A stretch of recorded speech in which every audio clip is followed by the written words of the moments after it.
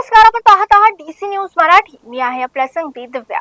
महाराष्ट्रातील विधान परिषद निवडणुका आता निर्णायक टप्प्यात पोहोचल्या आहेत.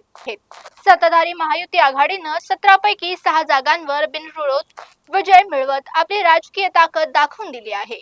उर्वरित 11 जागांसाठी 18 जून रोजी म्हणजे उद्या मतदान सुरू होणार आहे. निवडणूक आयोगाच्या कार्यानुसार 22 जून रोजी मतमोजणी केली जाणार. या 6 बिनविरोध निवडणूक आलेल्या जागांपैकी भारतीय जनता पक्षाला 2, शिवसेनेला 2, राष्ट्रवादी काँग्रेस पक्षाला 2 जागा मिळालेल्या आहेत. महायुतीच्या जागा वाटपानुसार भाजपा 11 जागांवर, शिवसेना 4 जागांवर, राष्ट्रवादी 2 जागांवर निवडणुका लढवत आहे.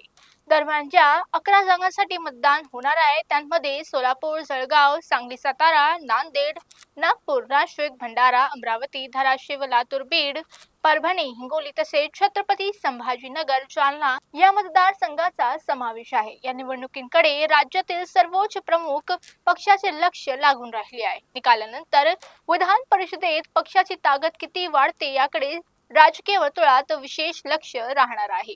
थांबूया येथेच. पाहत राहा डीसी न्यूज मराठी.